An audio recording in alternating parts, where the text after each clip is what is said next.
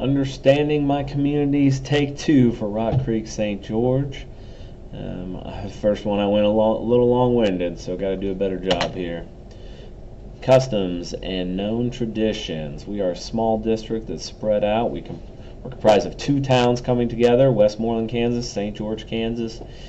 We have two grade schools and one high school. We definitely have above average state testing, which has been very nice throughout the years that I've been here. I attribute that to multi-grade levels. Besides kindergarten, first, second is together, third, fourth is together, fifth, sixth is together. That's at St. George, and Westmoreland does a little bit of that with 5, 6, and 3, 4 together.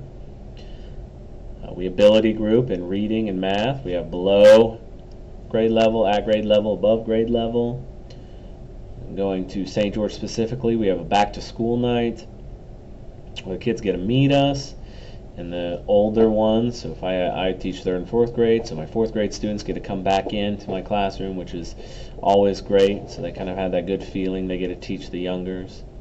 The youngers get to meet me for the first time, so that's also exciting, and the parents get to come in as well. Some specific events that we have: play day at the end of the year. Our PE teacher does just a great job getting parent volunteers, putting up all kinds of games and all that kind of stuff. Just does an amazing job with play day, and the kids just have a blast. Sock hop music teacher does a great job dancing all night long. Just get your socks, cost $10, and here we go. The sock hops to help out the honor choir. School carnival, PTO puts it on. It's just an amazing time, community event. That's just a really good time. With that goes our classroom baskets that we put together. I have the man basket that I always put together, and then they raffle off to win. And the school carnival is just an excellent time. Population characteristics: we're a rural community. We're spread out, like I said, nice and wide, 15 miles north to south. St. George School itself has 508 students. The high school is a small 4A school. We teeter on 3A to 4A every year. We're going to be going up, though, because St. George is just growing. We have roughly around 50% boys to girls, although we did have a big kindergarten class for girls this last year. Over 90% Caucasian. We have 26% free and reduced lunch, and it was down 5% from when I first started teaching. I know that because I had to fill out the paperwork on it. Several new housing developments are going in because farmers are selling their land to developers, and they are just building houses. So I think our numbers are going to continue to go up, and this will cause a couple problems I'll talk about in a little bit. We have a wide range of parent incomes, education levels, and jobs. I have high school graduates and high school dropouts all the way up to Fortune, well, probably not Fortune 500, but bank presidents and small business owners, and just a wide range. We also have more non-traditional families coming in that are maybe from a broken home or same-sex marriage or that kind of stuff. So it's kind of a good diversity that we have here.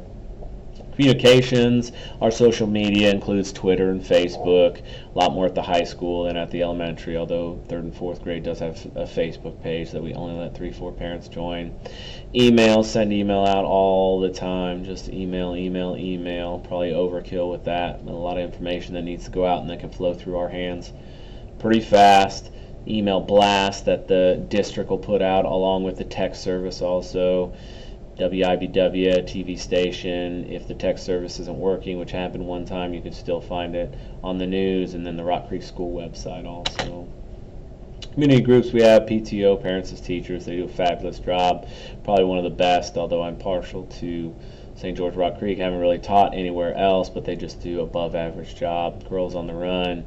We have some teachers that lead that, and I got to be a part of that and run with the girls, so that was kind of neat. Boy Scouts, Girl Scouts are in here, after school programs, both at the elementary school, and they bus people to different places.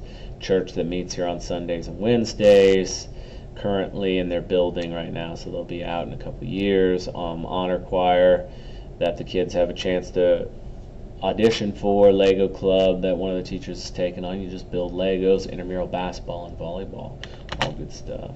Known leadership, we have a BLT team, a building leadership team, DLT team, district leadership team comprised of teachers from all schools and grade levels. BLT specific to the building, district is everybody from the district.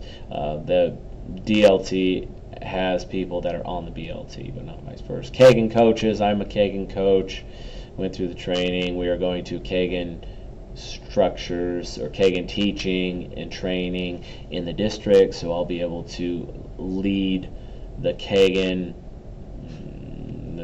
movement out here at St. George. So super excited about that. Team leaders in each grade level identified, more nonverbal than verbal. Negotiations leaders, they get a change throughout the years. I've been a part of that. Administration from the top to the bottom, as far as superintendent, athletic director, and assistant principal at the high school are one job, and then our 3 building principals. KSU leadership teachers, we're currently writing goals right now at the KSU, at one of the elementary schools in Manhattan, and working together. So excited for that opportunity also, and we get to write some different goals for the district. So it's good. Community leaders characteristics, I think you need to be approachable, you need to be understanding, easy to talk to, listen and respond accordingly, work together to come up with a solution, take time to stop and say hi. I think that's a big one. I think it's overlooked. Just stop in, say hi, and say you're doing a great job, And then the last one, I believe you need to look out for the best interest of the student. What do we know about our economic conditions? I know that we passed a $30 million bond issue here at Rock Creek to build a new 5th to 8th grade building, take pressure off St. George. Right, the elementary school right now, we're just growing, and we got to find the space. So here was one thing that passed. I looked up some facts. Total expenditures last year, $11.7 million as the district. Amount per pupil, $12,684 coming in. Prior to the bond issue, the mill levy is one of the lowest in the states. Definitely compared to Manhattan, some of the surrounding communities. $2 million in reserves. And since I've been here, no teacher has been pink slipped due to budget cuts, which is always nice. Political structure, every major decision runs through our board, which comprised of 7 members. The board's run by the president, but has a heavy influence from our superintendent. So our superintendent sits at the meeting, kind of fills everybody in on all that kind of stuff. Seems like they have enough. They're very busy themselves, so the superintendent definitely does a lot of that, running the meeting. Chain of command is very important at St. George. If I have a complaint, I need to go to my building principal. I can't go straight to the superintendent. In the state of Kansas, funding public education appropriately has been debated over the years. If you've been in Kansas, you know this. You know about all this and all the different things that have gone on in the House and Senate, and rules that have passed down from our Supreme Court. Social tension. We have social media. That has definitely been social tension due to that last slide of the $30 million bond issue. Has been major social tension and has kind of been put out, but it passed, so that's good. But there was definitely a lot of Facebook stuff on that. We have had a suicide this last year, which put a lot of tension on our district. We also had a survived suicide. A couple times survived suicide by the same student, and then the ramifications of that on our district. Teachers were upset, didn't think the administration was handling it right, so we had a very coming together and kind of healing and asking questions, and I think we're still not 100% there yet, but we've done a lot of good stuff to add to our yellow ribbon. And then our new building proposal, as far as the social media goes, that's what that was talking about, the new building proposal for 5th through 8th grade. Sources, extra sources of information. We have the Wamego Times newspaper, the Westerly Recorder, that does a good job of keeping people updated. Social media, weekly wrap-ups sent out by different grade levels, also newsletters sent out by grade levels, and then the website itself for Rock Creek School does a good job of putting good stuff on there, and then the district calendar and all that. Power structures. It definitely starts at the top with the school board, going down to the superintendent, the building principal, assistant principal, and athletic director is one position, going to the teachers, the aides, and the paras. If the para is going to complain, it's going to go to the teacher. If the aide is going to complain, it's going to go to the teacher, and it's going to go up from there, making sure we're not jumping anybody. Multicultural issues. Few students that do not stand for the Pledge of Allegiance or celebrate birthday due to their religious beliefs.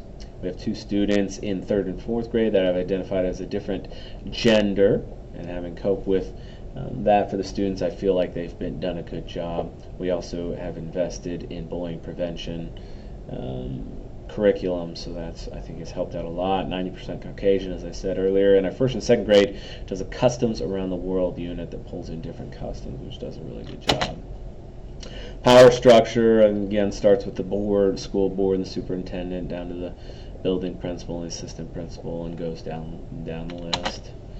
Measuring public opinion. Little is being done here. I don't think we do a good enough job of this at St. George. Teachers have given survey monkeys on their own. We may have sent out a survey here and there asking for feedback, but nothing formal, nothing done by the district, nothing done by the school, not much feedback. So it's always good to know what parents are talking about, because they're either talking about it to you or they're talking about it to someone else. So we kind of need to be aware of that and get that feedback and able to answer questions, kind of squash some of these assumptions. Public opinion surveys.